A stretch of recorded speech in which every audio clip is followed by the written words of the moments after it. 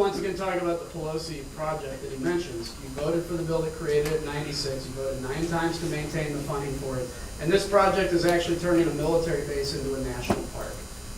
As far as the other 79 times you say you voted to cut $209 billion more in spending than let me just stress to you that I can point to many of those votes that you created that program in the first place.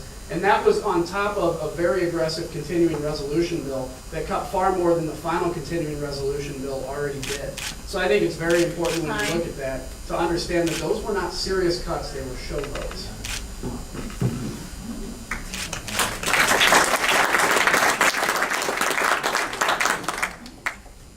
Yes, sir?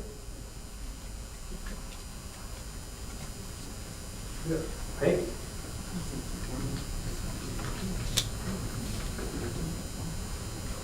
This says it's a two-part question. With such a large 16th congressional district, what challenges do you foresee in representing a large district? What will you do to assure that the Iroquois County residents are represented and served well? Well, first of all, anytime you take a vote in Congress, it's not a show vote. If you call it a show vote, you're not taking your vote seriously. If you take a look at the fact that Adam Kinzinger, at the beginning of last year, voted not to cut the Institute for Peace, $30 million. Voted not to cut the National Endowment for the Arts, another $15 million. Just going back and grab this document that shows 79 votes where we differed, where I voted 79 times more than needed to cut $209 billion. $209 billion may be show vote to you, Congressman Adam Kinzinger, but it's not show vote to these people. We represent a congressional district that's large now. Runs from the Mississippi River all the way over to within 30 miles of Lake Michigan. It's huge. And don't you get electrocuted? We have always had 2 offices. Very accessible. People call the office if they have a problem that can't be determined. Somebody will get in the car, go out there and talk to them.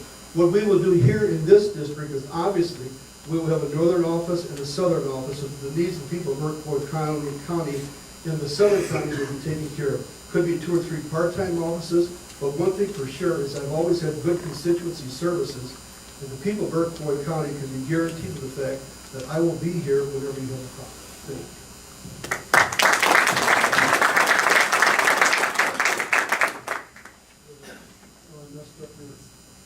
Live remote, sorry. Uh-oh, live remote.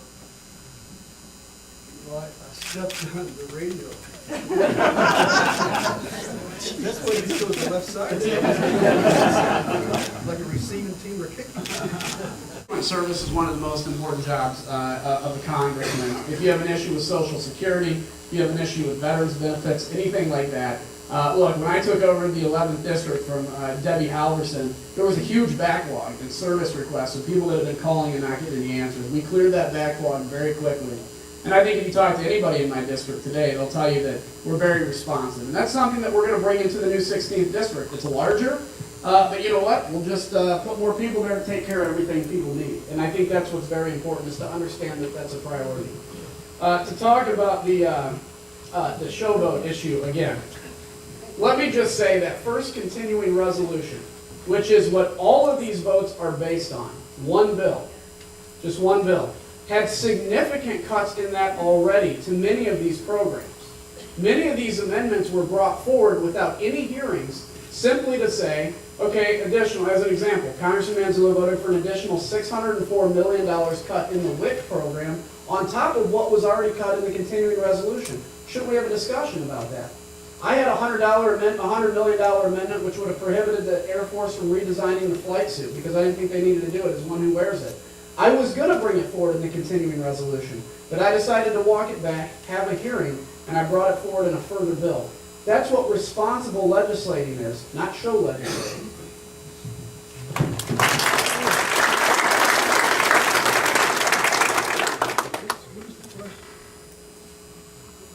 Large 16th district. Okay, I'll put the rebuttal. Yes, sir. Livingston County Tea Party is rescinding the so-called straw poll vote because not enough people were there, not enough of the members were there. Second of all, Every time you have an opportunity to cut, you cut. Adam, you did time after time, 79 times, $209 billion worth of mistakes. You can't have a hearing every time you want to cut. The first thing you do when somebody says to cut Nancy Pelosi's project, you don't need a hearing on that, you vote to cut it. And you were one of only 10 members who voted not to cut that, 10 Republicans.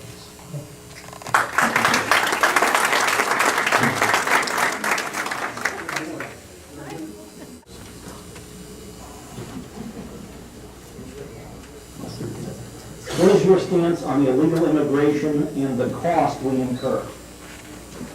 Yeah, very good question, very important question. With the military, I actually was part of Operation Jumpstart. That was when President Bush sent a few thousand troops to the border of Mexico and said the role of the National Guard is going to be to help augment the border patrol. I think that was a very good program. I actually flew troops to the border. I worked a little bit out of Washington, D.C. and the airlift planning side of that. And I see that there is a role for the National Guard on the border of Mexico. I think we need a physical fence. I think we need a full physical fence, by the way. I think we need a virtual fence, which includes cameras and drones flying overhead looking at the Mexican side to ensure that if there's any incursions in the border, we can send people to react to it. Look, America is a nation of immigration, but we're a nation of legal and not illegal immigration. If you allow people to come over the border uncontrolled, you no longer are a country that has an immigration policy because people are going around it. So where am I concerned? I'm not just concerned about the immigration side of it. The fact is Mexico, there were more people killed last year in Mexico than there were in Afghanistan. We hear every day about drugs coming across the border, and I think it is imperative that we be deadly serious about protecting ourselves from that threat of drugs and organized crime in the United States. So I think this is something we can do as a nation, and we can't accept failure in this area.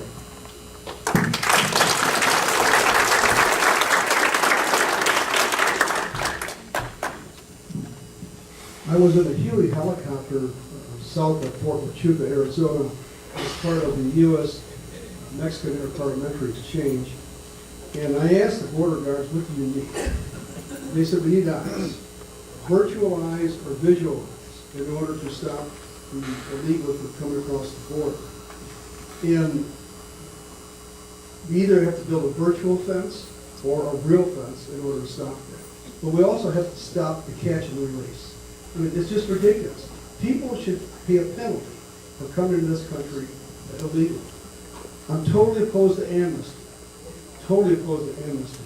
Because there are people here that have been waiting in lines for years in order to become legal residents of this country.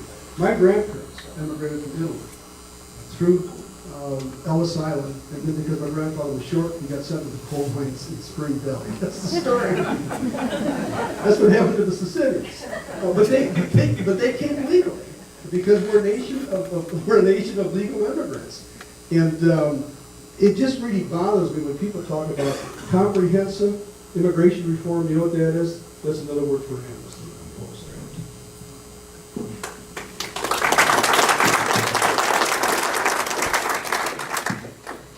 I'd say we agree on